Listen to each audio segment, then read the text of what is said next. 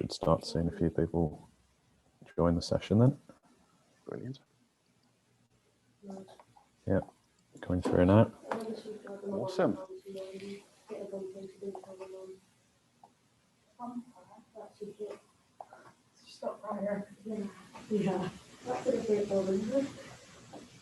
We'll just give everyone a few minutes just to join the session. I'm sure everyone's had a busy day so far, so there's a bit of sun out as well, so I might be topping up tons. That's it.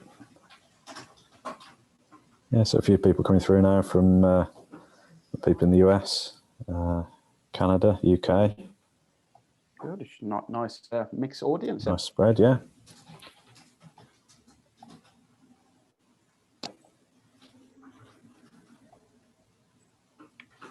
We'll just give it a minute or so, and then we'll be able to get started.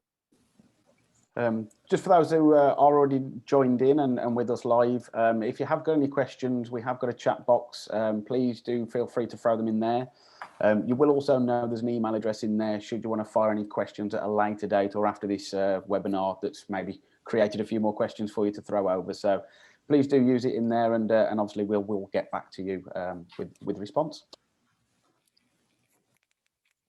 Absolutely, and we'll probably drop another couple of links in the chat box as well for different places, different resources in the website, in case anyone wants to have a look a bit deeper into some of the things that we talk about today as well. Definitely.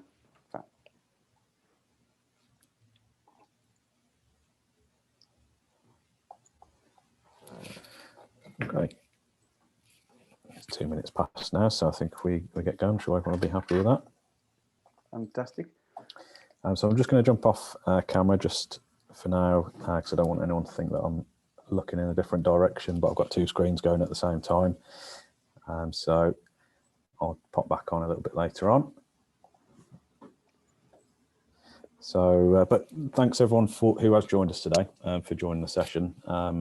Essentially, today what we're going to do is we're going to be talking about the Procure-to-Pay Practitioner Certification Program. And we're going to be talking about and explaining why becoming a CP2P is a good idea for career progression, for earning potential, for stability, and why it's a good program for training and upskilling your team effectively if you're looking at it from that position.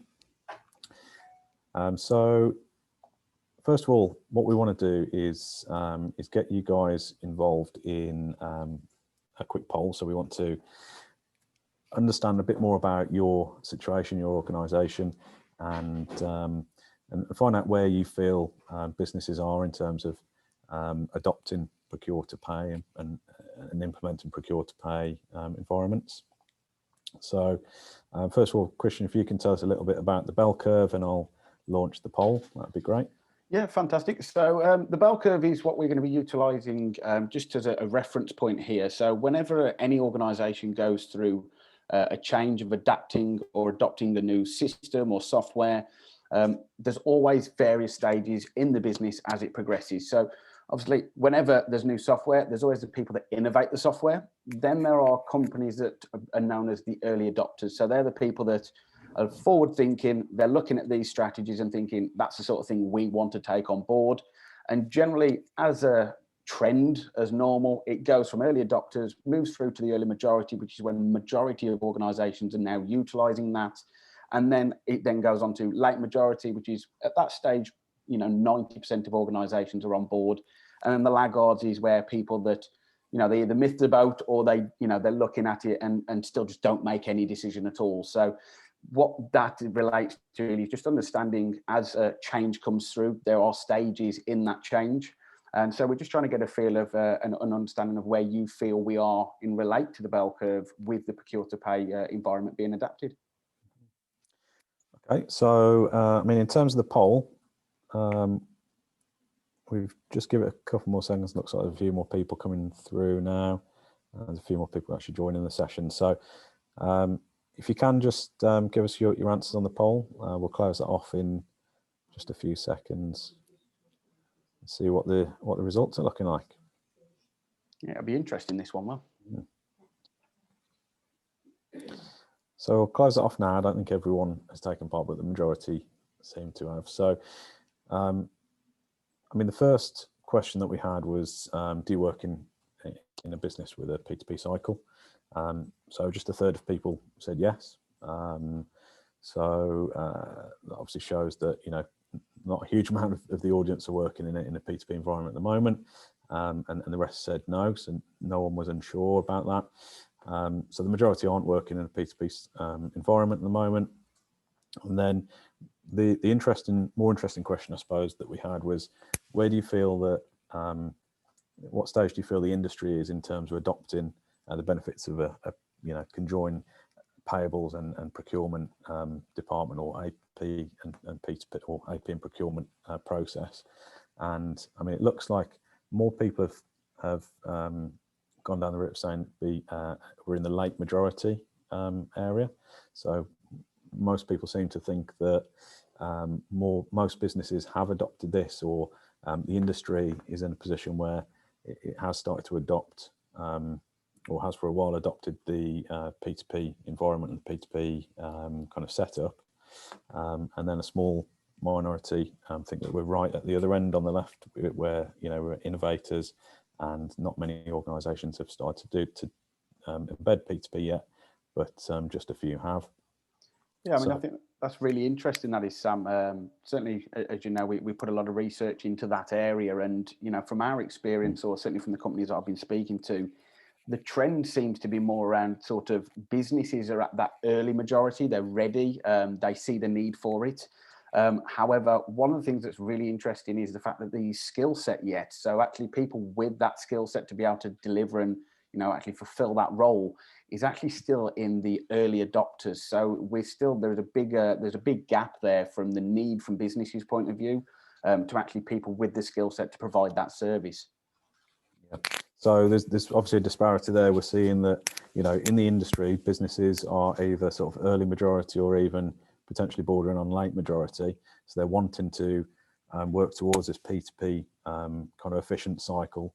But in terms of the skills and the individuals that have the skills to embed that and to take businesses through that change are probably more in the early adopter stage, where not that many people have started to look at this as a career opportunity and gain the skills that they need to do that.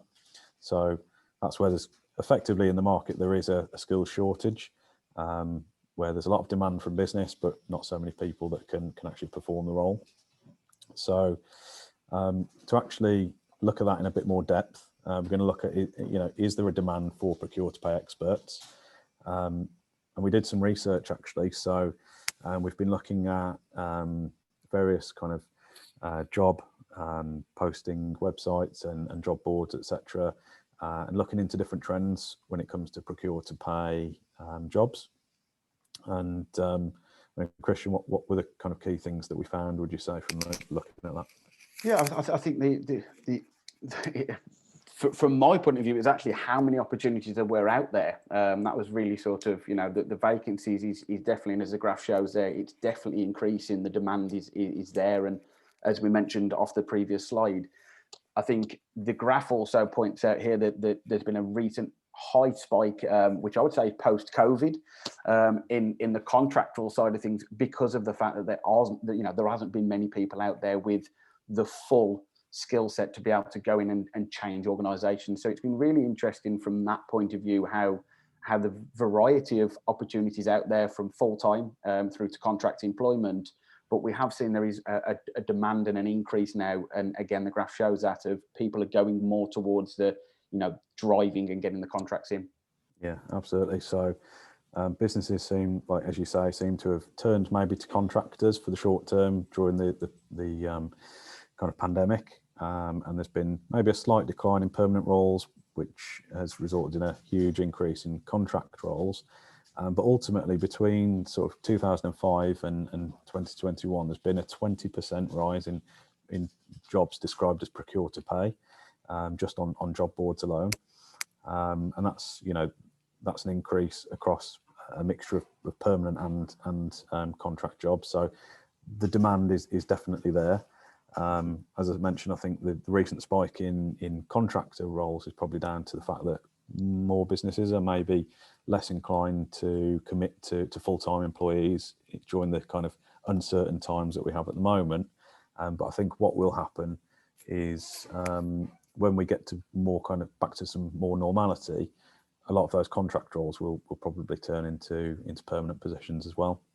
Definitely. The interesting thing there as well, Sam, just picking up as you mentioned there from 2005, that there's been that increase. And if you was to relate that to majority of other industries or roles, it's been quite the opposite, really. You know, a lot of companies have been decreasing the need for people within certain roles. However, yet this seems to be a role that's being more sought after and is still increasing in demand. Absolutely. And I think one of the reasons behind the increase is also the fact that, you know, businesses are looking at how they can create cost savings, how they can become more efficient, and how they can actually utilize technology, you know, and automation, robotic process automation, all this great new technology that's become available over the last sort of 10 or 15 years, how they can utilize that. So I think that's what's obviously determined such an increase in the procure-to-pay role, which in comparison to a lot of roles since 2015, also since 2005, across the board, there's been huge declines in lots of other industries and lots of other types of roles, which obviously shows that this is quite an innovative and kind of a role that's going to be around for the long term. So if we just have a look now at, you know, we know that there's a demand. We've just seen that from the last piece of research. In terms of salary data, we did another bit of research on that. Christian, what did we find there? Well, this was the one that was really interesting because of the fact that there's, as you can clearly see from the graph, there's kind of sort of three stages of salary. Now, as we've stated there, the current average salary is $65,000 in the US. That's $89,000. But what we sort of found really interesting is actually the even at the lower end, so you know, your foundation level procure-to-pay staff are actually still on a very good salary and comparable to anywhere else. But then also your opportunity for growth. So if you are starting out in the foundation level and you're sitting on a sort of 35 to 45,000 salary, which is fantastic for a lot of people, but your actual growth opportunity, just becoming a practitioner and sitting at a sort of a manager stroke consultant level, your pay increase is going up from 35 to 40,000, 50,000 to 55 to 75,000. So again, the jumps are really good, and obviously the career path is quite lucrative. And then again, as we start going to the real top end of the scale, where we start talking about, you know, directorship, head of departments and global process owners, that's where the opportunity for, you know, your 90,000, 100,000 pound salaries are coming in. And so it just shows the stages, I think, which is really, you know, good for anybody that's considering that. You can actually almost see where your opportunities are and where you can actually get to, which I think is, you know, brilliant to see in that. Yeah, absolutely. And I think when we compare this to some of our own sort of salary research, because we do our annual global salary survey, it kind of correlates really well, and it kind of sits really well, where we can see that from our research, we see the analyst position in P2P is somewhere between sort of 30 and 45,000. And then we see a second bracket where it's sort of manager / consultant, probably in the 55 to 75,000. And then, as you mentioned just now, Christian, in terms of the director or global process owner, that's probably somewhere around the sort of 90 to 110,000 typically for that type of role. And in terms of the Procure-to-Pay program that we're going to go into a little bit more in a few minutes, that's kind of how we've structured the program, is for different levels. So it kind of gives you a pathway to achieve the level that you want to achieve, really, with the program. So just moving on from the that set of salary data, we've got some more here that just kind of shows a little bit more that essentially between 2005 and present day, there's been an increase in the average salary for the same role, and that's the important part for the same role, from 38,000 up to about 65,000 pounds a year. So that probably tells us that, you know, there's a increased demand, and there's a bigger shortage of skills, essentially, and that's why employers are paying more money for those roles. An increase of 78% over that time period is huge, really. So it's obviously, it's clear to see that, you know, a role in the procure-to-pay arena is the place to be, really. If you're working in finance, there's a lot of opportunity there to, you know, earn the good salary, but also have, you know, put yourself in a position where you're in a role for the long term, where businesses are seeing you as a strategic kind of subject matter expert or a strategic partner for the business as well. Yeah. So in terms of, sorry, just one other thing on that, in terms of the salary increase at 78%, actually, if we look back at just before the pandemic, that increase nearly hit 100%. So we were, in fact, it probably went above 100%. We were at sort of 75,000 there. If you just look back at towards the start of 2019, yeah, we've probably just gone over the 100% increase there. So COVID probably has had some effect on salaries coming down on permanent roles as more contractors are being used. But, you know, that's probably likely to start to increase again as we come out of the situation that we're in at the moment, and companies start to hire full-time employees again. So just looking at companies who, you know, we've looked at the data, the statistics, but let's bring it back to reality and, you know, what companies are actually hiring, what companies are looking for these skills. You know, Christian, what type of companies are we seeing when we do our searches and we look at what companies are recruiting for these types of roles? What we tending to find? It seems to be, again, sort of coming back to the use of the bell curve. It's kind of the innovator companies, and again, if we look at some of the ones that are up on the screen here, for example, just picking on Visa at the top, obviously, you know, they're very forward-looking, always looking at new ways of doing things. And again, you know, they're recruiting for a P2P analyst there. And again, this is only one role that we pulled off. There were multiple, even at Visa themselves, they had multiple roles that they were recruiting for. And so, you know, I think that the reality is, if you look at some of the organisations from you know, SSE, so, you know, energy suppliers, all these sort of organisations are really sort of driving this, and this is becoming one of their staple recruitments at the moment. It's their big focus, and so it's really, I think the variety of what's out there as well, from, you know, obviously you've got Boots to SSE and even over to Indeed, who are a job platform. They're actually recruiting somebody to do the P2P within their, you know, their organisation. So it just shows it really is, it's a very widespread, but they are innovating companies that are pushing this forward now. Yeah, absolutely. I mean, when you look at the likes of Liberty Global, who some people may or may not know, own the Virgin Media brand, then it's clear that, you know, it is the innovative companies that are at this stage where they're probably in the light majority of the bell curve, where, you know, they probably started implementing a P2P cycle back in 2005, for instance. You know, they were some of the innovators back then, and they still are the innovators, but they're a long way ahead of a lot of other businesses. So, so we can obviously see, you know, there's a lot of demand. There's a rise in salary. These innovative companies are recruiting for these roles. So let's just kind of take a look at the program that's offered by IFOL, which is the Certified Procure-to-Pay Practitioner Program, and how this can really kind of help you to be in a position to you know, further your career, advance your career, and get into one of those roles. So a couple of things to note initially, in terms of the program, the CP2P program, and if anyone has any questions, please don't be afraid to post them into the chat section or the Q&A as we go through, and we'll try and come to them as we go. But in terms of the program, it was developed and contributed to by over 40 procure-to-pay experts around the world. So we went out to probably around 100 employers and spoke to them, and we ended up with 40 contributors who took part in the program and gave their insights and their ideas and helped us create the best practices that would form the program.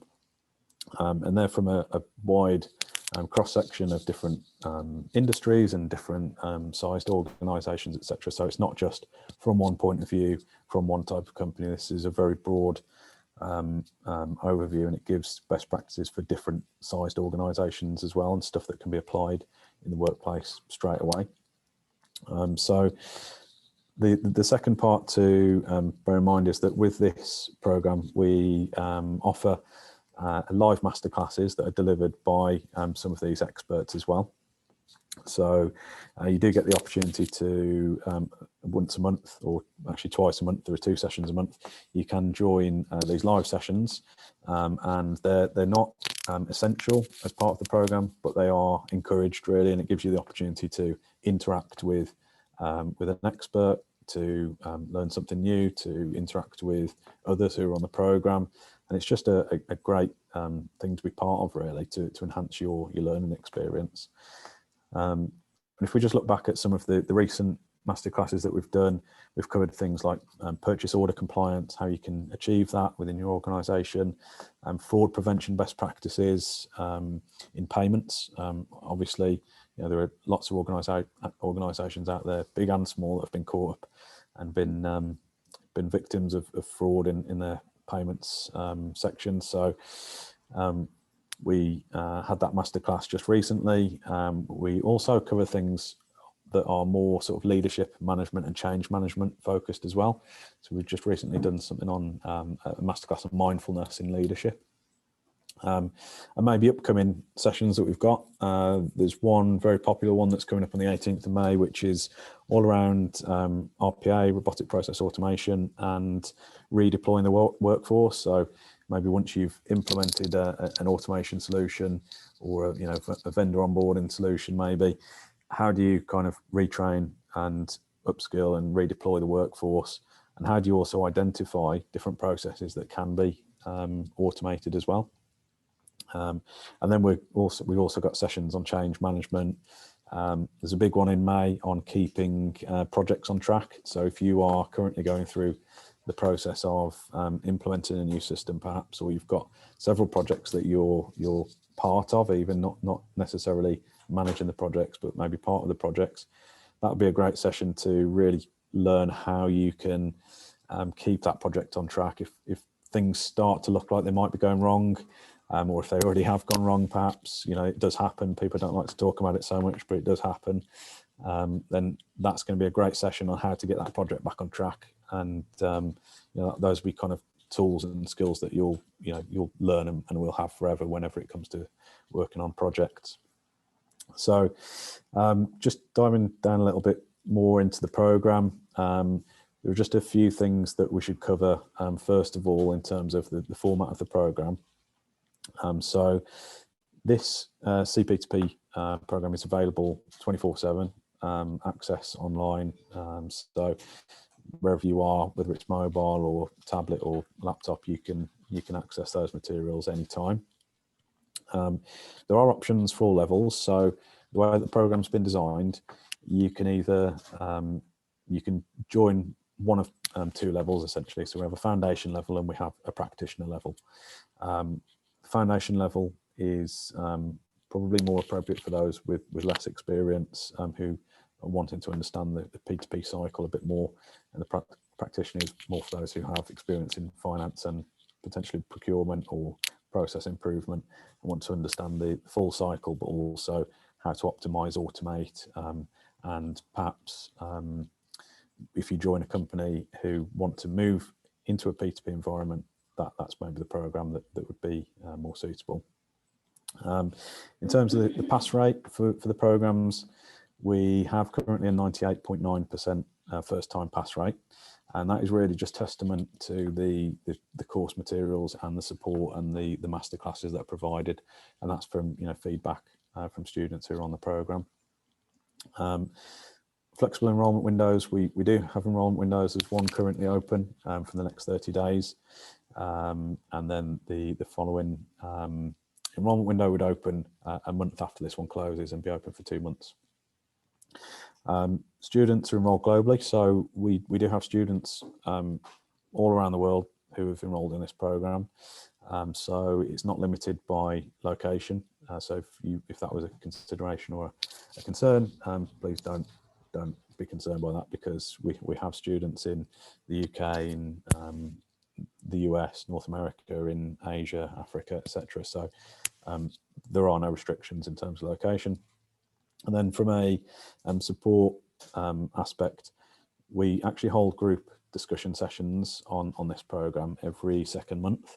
So if you were to become a student on the program, we'll invite you every second month to register for a group kind of meeting where it's about peer-to-peer learning and peer-to-peer sharing experiences and knowledge, and helping each other through the course. And they're great sessions to be a part of. So just diving down a little bit deeper into the actual levels of the program. As I mentioned earlier, we've got the foundation level. Now this particular level is, as I mentioned, probably more aimed at individuals who have maybe 6 months to 2 years experience, 2-3 years experience in finance or procurement or process improvement in finance maybe. And really the overarching aim of the program is to provide the learners with the required skills and knowledge to perform a role within the P2P cycle, and to be able to analyse and look at the processes within and create process efficiencies and improvements. So not only this, but it also enable you to become a subject matter expert effectively in the P2P cycle and the processes within. So this is where we kind of would position the Procure-to-Pay analyst that we were talking about earlier when we were relating it back to the salary data. So from a salary perspective, you know, this someone who achieves this certification, you would expect them to be in that bracket of, you know, sort of 35 to 45,000 pounds, or probably 40-ish to 60-ish thousand US dollars salary. And then importantly through this program, the other things that you'll learn as a student is about the P2P structure, and how that should and could be structured, but also learning more about the procurement processes, and more about paying suppliers as well. So for instance, how different suppliers could be paid with different solutions and what the benefits would be of those. And what the various payment solutions that have been adopted might look like. And then also what the AP function looks like within a P2P cycle, because a lot of people that kind of come into this position will come from an accounts payable background and will obviously understand the AP process and the AP function, but it does look slightly differently within a P2P cycle. So that's where we throughout the program talk about what the AP function would look like if you were to go down this route. So the second section within the program is the practitioner section. So if you were to enrol as a CP2P practitioner or enrol onto the practitioner program, you would complete the foundation element first of all, and then you would essentially gain access to the practitioner stage of the program, which is very much more focused on leadership management, change management, project management, and also management of financial processes as well. So the program essentially starts off with, or this level starts off with leadership and management, looking at, you know, what makes you a good leader and how to build a high performing team. We look at different models such as the SCARF model and change management as well, and how change or change management is vital as part of implementing a procure-to-pay cycle. Further through that section of the or that level of the program, we look quite a lot at automation and optimization, which are two key factors really. And this is where you'll learn how and why and when to automate within the P2P cycle, because there's so much technology out there and so many solutions out there that, you know, you probably see on, you know, being advertised on LinkedIn or webinars or events that you maybe, you know, would be used to going to. But there's no, often you need to take an analytical view and think, do we need to automate this?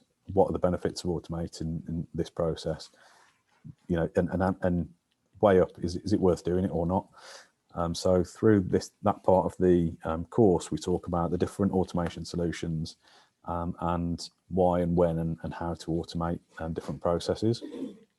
And then finally, we look at optimization. So you may be sitting there in an organization, as a few of you mentioned, where you work already in a procure-to-pay environment. And you may be thinking, yeah, well, we've already been through this change, we've already implemented all this stuff. So how do we actually utilize this program? Well, throughout the program, we kind of take two views. We look at if you were going right from the start and you were implementing a P2P cycle, how to do that. And secondly, if you've already done that, how do you optimize what you've already done? So this is where we'll talk about how you can create further efficiencies and truly optimize the P2P process and really see the benefits of you know, bringing these two departments together. And because if you can't see the financial and the you know, business kind of benefits of doing it, then it's not, in my view, it's not really a success. What would be the point in you know, going through that tough change if there are no benefits at the end? It would be worthless. So that's something that we look at heavily towards the end of that level of the program. So in terms of who we suggest would be kind of relevant for each program, as I mentioned earlier, the foundation program, I think, Christian, you were going to tell us a little bit about, you know, who you think is going to be more relevant for which. Yeah, so this is, you know, obviously, as you touched on earlier, Sam, really with certainly the foundation level, we're looking at people that have, you know, been in a financial transactional role for at least around 6 months, or if they haven't, they've at least gone down the route of obtaining accounts payable practitioner certification, which would give them sufficient understanding to be able to then progress forward for obviously for the Procure-to-Pay foundation level. Again, then progressing on for the practitioner, that's where we do recommend is 3 years plus experience, because again, there is a lot of detail in there. And so this is where, again, if you have already passed the accounts payable practitioner, that will give you a good understanding. And the beauty there is because you're progressing through the foundation level of the Procure-to-Pay, that then sets you up perfectly for the practitioner side with the previous experience that you've got. Excellent. So looking at kind of who's already benefiting from the P2P program then, Christian, we've got some examples here of some of the students that were part of the last cohort or the previous one to that, and who you've worked quite heavily with and supported through their studies. So what sort of benefits have they seen, and what's been going on with those students? Yeah, so I mean, for me, this is where the benefit and the pleasure of what I do it within our organisation is actually getting to see these results and what the people are achieving as a result of going through this. So firstly, just, you know, highlighting Victoria, who's the top and right screenshot. Now, Victoria enrolled she was actually part of our pilot cohort, so she was one of the first to actually come forward with and join us on this certification. And that was in October, I believe, last year, if I'm correct, Sam. Yep. And by January, she'd already been, from our point, she'd won Student of the Month for some of the work that she'd submitted. But more importantly, and I think this is where the true value comes in, is actually as a result of what happened, and you can't actually see it on that screenshot, but her CEO actually saw that, you know, she'd achieved this and she was Student of the Month. Gave her some recognition, gave her a load of obviously praise for doing so. And I think it was within less than a month, she'd actually got a promotion within the organisation as a result of, and she hadn't even completed the program at this point, I just want to stress that, but she was progressing very, very well. And obviously they recognised what was happening and the skills she'd gained. So before she'd even completed the course, they promoted her within the organisation. Then again, I'll just point out Nadine, bottom left. Now, Nadine works as a consultant, so she's here, you know, obviously on contracts, and she's currently working on one. I think, if I'm recalling, she got something like 75 projects on the go in this organisation. And with Nadine, it's a little bit different. The thing for her was really being able to take not information out of the course that she's actually been able to take and implement within the organization. And so that, from her point of view, is she wasn't just looking for something that would educate her. It was about having something that she could take tangible and work with. And immediately Nadine started to take these things and make changes within the organization. And again, she's reduced that project down, number down by quite some significant amount, but also keeping them all on track. As you were saying earlier, Sam, you know, obviously keeping projects on track is a crucial part. And so for Nadine, having the skill set to be able to look for that has enabled her to, as I say, get some projects completed, but also keep other vital ones and crucial ones on track. And then Sarah, who's bottom right, Sarah is actually our apprentice. So she did the apprenticeship for 18 months. As a result of obtaining that certification, she actually got offered another job somewhere else, but it was a promotion again. And so for her, it's about that promotion, that continual opportunities to progress within her role. Yeah, absolutely. So there's obviously individuals we're seeing are having, you know, great success from, you know, achieving this certification and from enrolling. In fact, you know, just actually, I know with Nadine, it was just a couple of modules in that she contacted us and said, look, I've learned so much from this program that I've actually applied in the workplace already. And she, you know, obviously hadn't completed the program at that point, but she was benefiting, and her organisation was benefiting straight away, which was brilliant to hear. But then also, you know, obviously it's brilliant for individuals to benefit, but also from a business perspective, you know, these are some of the brands that all of the brands that we're working with on this program, and particularly, you know, I'm sure the big F on the top right will stand out for most people. You know, as a case study, Facebook themselves have, you know, 250 staff in their source-to-pay environment. You know, I'm sure a lot of people would have seen at some point in the past that, you know, Facebook and Google actually were targeted by with a fraudulent attack, which resulted in them, I think, losing around $200 million combined. So they had to take action, and they came to us, and we've been working with them very closely to develop a bespoke kind of training solution for their source-to-pay team to make sure that never happens again, really. So if you're looking at this for maybe your organisation rather than just a certification for yourself, then, you know, absolutely we have worked with lots of organisations in that way, and can actually create bespoke solutions for different organisations as well. Definitely. I think that's a great point there, Sam, as well, because I mean, I think the reality is most people, perception-wise, would think that these big organisations, these worldwide ones, would have everything all sorted and all ticked and you know, automated as brilliantly as it can be. And again, just, you know, when you think of that for a company the size of Facebook and Google alike, you know, they are still targets, and they were, unfortunately, they did fall to it. And so it just goes to show, you know, it doesn't matter the size of the organization, you're never watertight to people attempting. And I suppose that it highlights the need for the skills, which is, you know, as we know with Facebook, that's their driving point, is they want their staff to be aware of how to look for these things.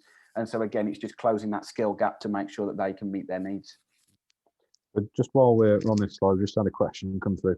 So it's someone's just asking, what's the process of getting the certification training? So how do they get the materials? How do they get the master classes, etc.? Yeah, so effectively, and again, at the end of this webinar, we'll be able to have a conversation in a bit more detail there. Joseph, thank you for putting that in. So the way it works is we have an enrolment window, as Sam mentioned earlier, which will be closing by the 7th of June. We have an induction day, which is set for the 10th. The way that would work is we will then take you, obviously, through the enrolment stage, get you booked in for the induction day. And on that day is when we then set you up with your academy access, which is where you're then able to access all the course material online. And as for the masterclasses, you actually, every masterclass we do, we email you prior to them a couple of weeks out. And I call you as well, just to make sure you get all that detail so that you don't miss out. And all you have to do with those is on your email, it'll just say register here to attend, and you register If you can't attend, it's not obviously it's not the end of the world, as Sam mentioned earlier, because they're not crucial to the certification. But if you can't attend, you can then watch them back on demand in your own time. So we do always recommend with the masterclasses, just make sure you're always registered, and that way you can at least, at worst case, watch them on demand as opposed to being live. Yeah, I think that's a really important point, just to reiterate that any of these sessions that you can't attend will definitely be available on demand, so you can catch up. We do try and host them at a time that kind of works for all time zones, or most time zones, I should say. So Yeah. usually around 4 p.m. UK, which is 11 a.m. Eastern time. That's usually when they take place live, but as we mentioned, they'll be available on demand within 24 hours of those taking place, and they sit within our Learning Academy as well. So you just have to log in, and you can watch them from there. So we just got one final poll, Christian. So what was this one that we're going to do now? So this sorry, I've just lost you there. So the final poll from my point of view really is just looking into, who's interested in joining us for this. It'd be good to know, obviously, who's wanting to join this cohort, and those that are still sort of considering it and have a few more questions. That way I can then obviously arrange a call with you and we can go through in a bit more detail just to put those questions to rest. I did notice actually Joseph has just put another one in regards to, is there a job in Canada? Again, we haven't specifically put one up today, Josie, so apologies for that. But I can confirm we do, because we've actually got students currently in Canada that are taking this certification through their organisations. So that's not a case of them doing it as an individual. That is actually a company that has requested and put and enrolled their staff onto that certification. Yeah, brilliant. So in terms of payment terms, I think was the second part of Joseph's question there. Hopefully you can see on the screen, we do have monthly payment options. So the left-hand column effectively in your currency would be the kind of full payment option if you're intending to enrol, or if you would prefer to pay on a monthly basis, we have 6-month payment options for the foundation program, or a 10-month payment option for the practitioner program. And currently we can actually take payments in US dollars and Great British pounds, or we can make special arrangements for Canadian dollars or other currencies if need be. So the second part to the question, which I think most people have answered now actually, was would you like to receive a copy of our justification letter? Just to give a bit of an explanation around that. We've worked tirelessly really to put together a letter which really explains the benefits of the program to your employer. So if you are someone that's looking to get funding from your employer to do the program, this letter will put you in the best position. But the best part about it is that we've done the hard work, so you don't have to put something together to put that in front of your manager.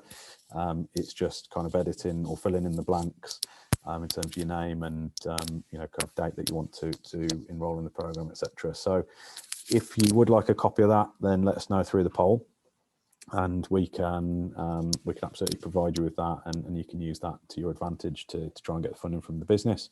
But if you do decide to go down that route and try and get that funding, but unfortunately, maybe your business doesn't want to fund it or can't fund it for any reason, then obviously, the monthly payment options are great for individuals who are looking to fund themselves, and that's what most people tend to do is go down that route.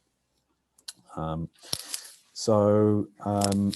mean, from my side of things, Christian, I think that's kind of everything that we can cover in the program in this webinar. Is there anything else that you wanted to add at this stage? No, so I mean, the final thing I'd leave people with is, obviously, as you mentioned earlier, if you have got any questions and you didn't feel that, here was the right place to do it, there is an email address, which I mentioned at the start in the chat box, and that's to me. So if you have got any, any burning questions that you don't necessarily want to put out there, fire them over to me, and that way I can obviously relay back to you and put those to bed, as I say. So other than that, really, I just look forward to welcoming those people that will be joining us and helping you grow through this. Yeah. So if anyone wants any other information in the meantime, you can head to our website, which is acarp-edu.org, and there's plenty more information on the certification program on the website, which you can find. But the best thing to do is speak to our subject matter expert, which is Christian, and find out more from him about the program, and kind of schedule a time to get yourself enrolled if you do decide to do that. Yeah, just want to say thanks to everyone for joining us for today's session. And if you have any colleagues or anyone that you think might benefit from this, please feel free to share this with them, because you will get a link to watch the on-demand version. But also we'll be running these kinds of sessions every month. So if you'd like to invite anyone to join our next session, registration should go live in the next couple of weeks. So yeah, thanks for everyone very much. Nice to see you all, and thanks Christian for your insights as well. Superb. Well, look forward to speaking to you all soon, and take care. Yep, see you all soon.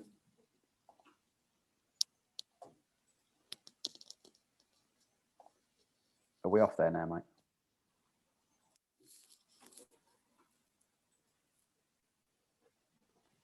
Just a second.